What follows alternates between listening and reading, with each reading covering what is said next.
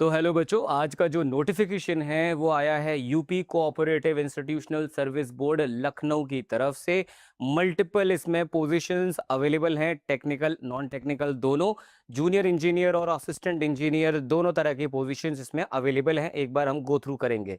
Start date जो है इसकी वो होने वाली है 25 से, और लास्ट डेट जहां पे रहेगी वो रहेगी आपकी 15 मई। ये रहेगी last date of submission of online examination fees. And फिर हम बात करते हैं कौन कौन सी पोजीशंस है और इंस्टीट्यूशन का नाम क्या रहने वाला है जिसमें ये पोजीशंस आई हैं। बेटा यहाँ पे हम देखेंगे junior manager, manager, assistant cashier, assistant manager, assistant manager, assistant cashier, manager, accountant, assistant accountant, assistant accountant. और इन्हीं में से अगर हम देखें स्टेनोग्राफर के बाद, जूनियर असिस्टेंट के बाद असिस्टेंट इंजीनियर सिविल पोजीशन है UP state construction cooperative federation limited के अंदर। 20 पोजीशन ये टोटल है, परमानेंट नौकरी है, इसमें आपको कॉन्ट्रैक्चुअल जॉब नहीं रहने वाला। असिस्टेंट इंजीनियर सिविल में लेबर डेवलपमेंट कोऑपरेटिव फेडरेशन के अंदर 12 वैकेंसी है, परमानेंट नेचर की ये वैकेंसी रहने वाली है। सेम असिस्टेंट इंजीनियर इलेक्ट्रिकल की 2 ही वैकेंसी है। फिर आती है जूनियर इंजीनियर सिविल, और जूनियर इंजीनियर सिविल अलग अलग डिपार्टमेंट्स के अंदर, जिसमें आपका 131 और 80 वैकेंसीज हैं जोड़ करके अच्छा खासा नंबर 200 से ऊपर ये हो जाता है। जूनियर इंजीनियर इलेक्ट्रिकल की मैं बताऊं आपको तो 7 कुल वैकेंसीज मौजूद है यहाँ पर। डिपार्टमेंट आपका है UP state construction cooperative federal limited का। यहाँ पे फिर इन्होंने ऑनलाइन एप्लीकेशन किस तरह से भरना है उसके बारे में सारी की सारी जानकारी दी है। और बात करें हम इसके आगे जो बेसिक जानकारी है यहाँ तक तो वही चल रहा है। पेमेंट जो है ऑनलाइन मीडियम से आप पेमेंट कर सकते हैं। पूरा का पूरा मेथड इन्होंने दिया है, कैसे आप गाइडलाइन जो जो आपको अपलोड करनी है, फोटोज़ या डॉक्स, उनका साइज़ क्या होना चाहिए वो सब लिखा हुआ है इन्होंने। बाकी अब हम बढ़ेंगे अगली जानकारी के पास जो कि है हमारा जनरल जो हमारी इंफॉर्मेशन है। एग्ज़ाम जो है ऑनलाइन बेस्ड सिस्टम से बेसिकली होगा। 2 स्टेजेस में ये एग्ज़ाम होने जा रहा है। एक होगा आपकी प्रिलिमिनरी स्टेज और दूसरी होगी आपकी mains stage. Mains examination candidate up to the maximum of 3 time of number of post shall be called for interview wherever required. यहाँ पे आपको इंटरव्यू देखने को भी मिलेगा। तो प्रिलिमिनरी एग्जामिनेशन अगर ज़रूरत पड़ी तो 100 मार्क्स का नंबर ऑफ क्वेश्चन, इसमें 100 क्वेश्चंस रहेंगे, मार्क्स भी इसमें 100 रहेंगे, टाइम इसमें 90 मिनट या 1.5 घंटा रहेगा। मेंस एग्जामिनेशन जो होगा 120 उसमें क्वेश्चन होंगे, 200 टोटल मार्क्स होंगे, और शेड्यूल्ड टाइम जो रहेगा आपका वो 2 घंटे का रहेगा, यानी कि 120 मिनट। प्रिलिमिनरी या mains examination will be conducted online in objective mode. It will be on multiple basis, multiple choice options रहेंगे इसमें हमारे पास। There will be 4 options, answer to each candidate has to choose one correct.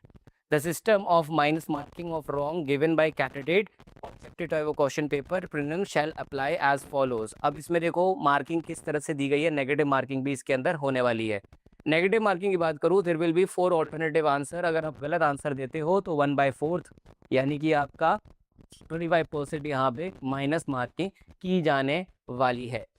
आगे बात करेंगे, यहाँ से हमारे पास सारी जानकारी आ गई। ये फिर मेन जो होगा वो ऑब्जेक्टिव होगा, यहाँ से हमें ये जानकारी समझ आ गई है। और प्रीलिम्स होगा अगर ज़रूरत पड़ी तो ही, राइट। और इंटरव्यू तो होना ही है, वो क्या आपको यहाँ पे इन दोनों ने नोटिफिकेशन में जानकारी की है।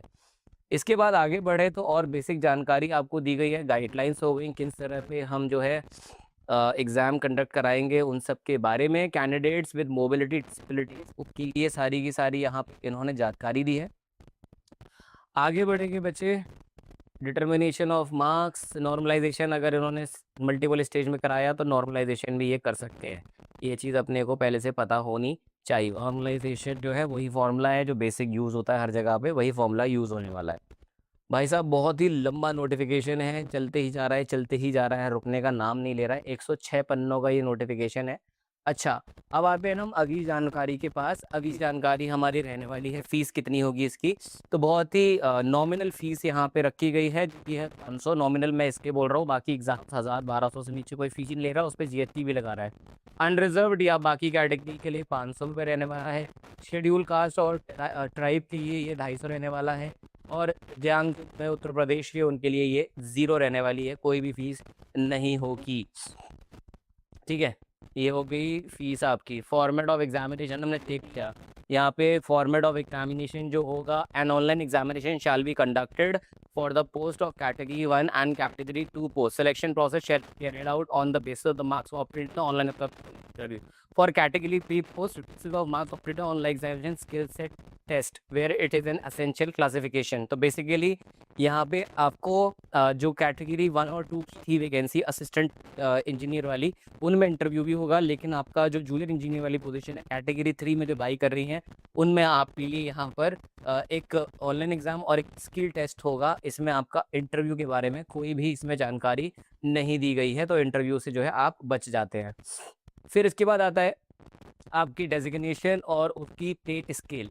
अगर आप नॉन टेक्निकल चीज़ों को देखो तो वो जानकारी आप यहाँ से ले सकते हो। जोशित सर ऑफिशियल नाम से मेरा टेलीग्राम ग्रुप है, उसमें मैं पोस्ट कर दूंगा। लेकिन अगर हम टेक्निकल की बात करें यहाँ पे सीधा, अगर मैं आपको टेक्निकल पे ले चलूँ तो टेक्निकल में हमारे पास अभी वही चलती जा रही है, assistant cashier, assistant staff, cashier, cashier clerical, इसी के बाद आएगा हमारा असिस्टेंट इंजीनियर और जूनियर इंजीनियर। ठीक है, चलते रहेंगे चलते रहेंगे चलते रहेंगे। और हमारे पास बाकी देखो अभी मैं आपको इनकी क्वालिफ़िकेशन भी बता दूंगा कि कौन कौन सी क्वालिफ़िकेशंस हैं जो हमारे लिए मस्ट हैं अगर हम अप्लाई करना चाहते हैं इन पर्टिकुलर पोस्ट्स के अंदर। तो यहाँ पे आ जाता हूँ मैं, असिस्टेंट इंजीनियर जो है कैटेगरी 2 का पोजीशन है, इसीलिए इसमें इंटरव्यू भी होगा ही होगा।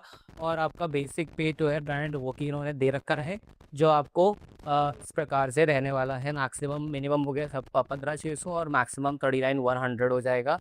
और अगर हम जूनियर इंजीनियर की बात करें कैटेगरी 3 की पोजीशन पर, इनमें स्किल टेस्ट होगा, प्रीलिम्स होगा और इसमें किसी भी रूप में आपका जो इंटरव्यू है वो इसमें कंडक्ट नहीं किया जाएगा।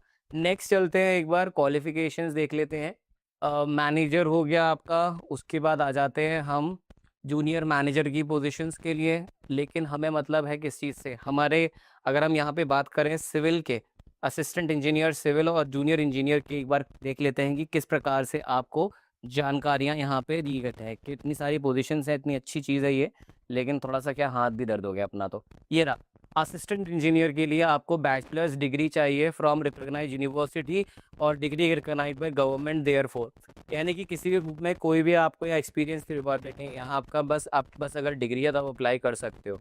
जूनियर इंजीनियर की बात करूँ, डिप्लोमा आपके पास सिविल में होना चाहिए या बैचलर्स डिग्री होनी चाहिए तो आप अप्लाई कर सकते हो। माने डिग्री वाले चूज़ कर सकते हैं असिस्टेंट इंजीनियर, या फिर इसमें से कोई एक चीज़ आप चूज़ कर सकते हो, आप दोनों को ही यहाँ पे चूज़ नहीं कर पाओगे। ठीक है, यहाँ पे भी सेम बात है और इलेक्ट्रिकल के लिए भी सेम ही चीज़ रहने वाली है। तो बेटा ये थी सारी जानकारी इस नोटिफिकेशन के बारे में। अगर फिर भी आपको कोई और जानकारी चाहिए हो जिसमें आप कंफ्यूज हो, आप इस वीडियो के नीचे मुझे कमेंट करके पूछ सकते हो, मैं अवेलेबल रहूँगा आपके लिए comment box. Thank you so much, मिलता हूँ मैं आपसे अब अगले नोटिफिकेशन में। Bye bye.